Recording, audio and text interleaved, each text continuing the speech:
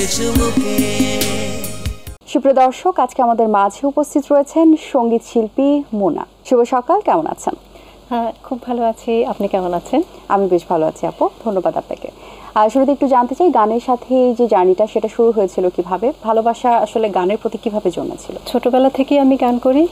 বাবা গান খুব ভালোবাসতেন, মা কাজের ফাঁকে গুনগুন করে গান করতেন। মায়ের সাথে থেকে সে গান শুনতাম।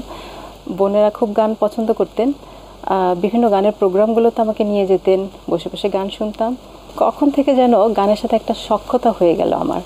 তো তারপর থেকেই আমার গানের প্রতি এমন আগ্রহ দেখে আমাকে আমার মা বুলবুল ললিতকলা একাডেমিতে ভর্তি করিয়ে দেন। সেখানে আমি নজরুল সঙ্গীতে কিছুদিন ক্লাস করেছি, তারপর উচ্চাঙ্গ সঙ্গীত শিখেছি। তো আমার বাসা থেকে আমার ইনস্টিটিউট অনেকটাই দূরে ছিল, তো সেজন্য বাসায় একজন গানের শিক্ষক রেখে দিয়েছিলেন। তো এভাবেই আসলে গান গাইতে শুরু করা।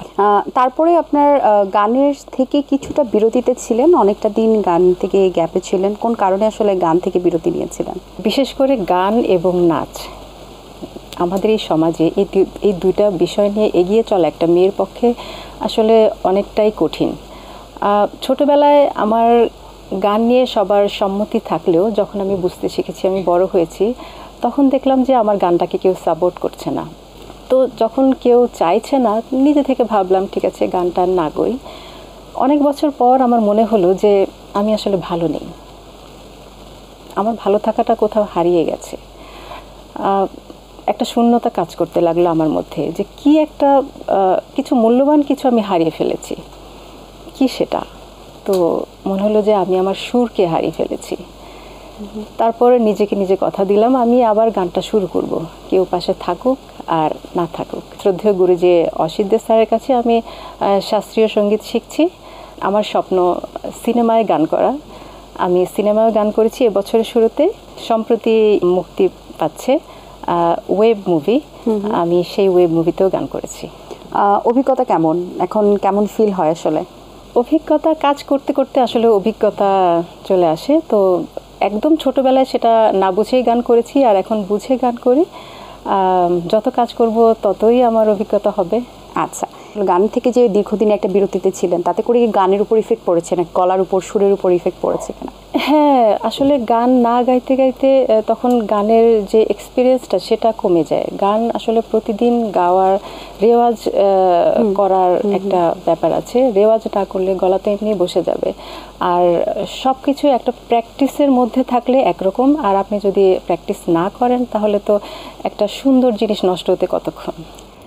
আপনি তো অনেকগুলো গান করেছেন, তার মধ্যে কোন গানগুলো বেশ পপুলার হয়েছে? সাউন্ডটেক থেকে যে গানগুলো করেছি সেগুলো, কিছু গান আছে সিটি চয়েস থেকে করেছিলাম। একটা গানের মধ্যে প্রায় কি বলবো 80 লাখ ভিউ হয়েছে। আপনার কণ্ঠে আমরা এখন একটি গান শুনে নিতে চাই, তারপর বাকি আলোচনা। তোকে ছেড়ে যাব না, পড়ালি তো বুতে মায়ার শিকল, তোর স্বপ্ন ভাবনা প্রহরী হয়ে নেয় মনের দখল। ভাবি তোরে রাতে জেগে, বসন্ত থাকে লেগে, তোর জন্যে হয় রে এমন। আমার একটাই মন, ভালোবাসার মন, আমার একটাই মন, ভালোবাসার মন। বাহ, চমৎকার, ধন্যবাদ আপনাকে। কতগুলো মৌলিক গান এখন পর্যন্ত আপনার রিলিজ হয়েছে? এ পর্যন্ত 35টিরও বেশি মৌলিক গান আমার রিলিজ হয়েছে। এছাড়াও গান আরও করছি নিজের চ্যানেলের জন্য, অন্যান্য যে ইউটিউব চ্যানেল আছে তাদের জন্য গান করছি।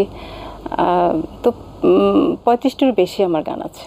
আচ্ছা, তার মধ্যে ম্যাক্সিমাম গান কি প্যাটার্নের এবং সুরকার গীতিকার কারা ছিলেন? আধুনিক গান ছিল এবং মেলোডি টাইপ, রোমান্টিক। সো গানকে নিয়ে ভবিষ্যতে কি পরিকল্পনা, যেহেতু একটা বিরতির পর আবার গানে ফিরেছেন, সো এখন আমি গানকে নিয়ে কি পরিকল্পনা? মিউজিক নিয়ে মাস্টার্সে পড়াশোনা করছি, যদি আমি সুস্থ থাকি তাহলে। কোথা থেকে পড়াশোনা করছেন? ইউডা। আচ্ছা। আমার ইচ্ছে আছে আমি যতদূর সম্ভব আমি গানকে নিয়ে পড়াশোনা করব, আমি পিএইচডি করব এবং শাস্ত্রীয় সঙ্গীতে দক্ষতা অর্জন করতে চাই। আচ্ছা, আমরা তো জানি যে গানের ক্ষেত্রে দেখা যায় সুর অনেক ইম্পর্ট্যান্ট এবং আল্লাহ প্রদত্ত যে ভয়েস থাকে সেটাও অনেক বেশি, অনেকের থাকে, অনেকে কেউ চর্চার মাধ্যমে আসলে ভয়েসটাকে সুন্দরভাবে তৈরি করে। সেই জায়গা থেকে যে পড়াশোনা আসলে গানের সেক্টরে কতটুকু হেল্প করে, বা আসলে যারা গানকে ভালোবাসেন তাদের জন্য গানের যে শেখার যে গুরুত্বটা বা পড়াশোনার যে একটা গুরুত্ব রয়েছে, এটা কতটুকু জরুরি বলে আপনি মনে করেন?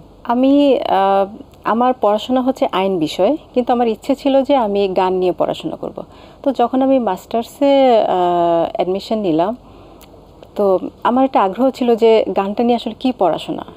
তো এখানে দেখছি যে শাস্ত্রীয় সঙ্গীত কিভাবে করতে হয়, ফোক গান, রবীন্দ্রসঙ্গীত, তারপরে নজরুল সঙ্গীত, সব ধরনের গান এখানে শেখানো হচ্ছে এবং গানের যে ইতিহাস সেটাও শেখানো হয় এখানে, যেটা আগে আমি জানতাম না। তো পড়াশোনা করলে অবশ্যই তো এটার একটা বেনিফিট আছে। তো কেউ গান শুনে গান করে, আবার কেউ ইতিহাস জেনে গান করে, তো দুইটার তো আলাদা গুরুত্ব। আচ্ছা, এবার আপনার কণ্ঠে আরেকটি গান শুনতে চাই, কোন গানটি আমাদেরকে শোনাবেন? ইমন রাগের একটা বন্দিশ গাইব, যেহেতু আমি শাস্ত্রীয় সঙ্গীত শিখছি। জি।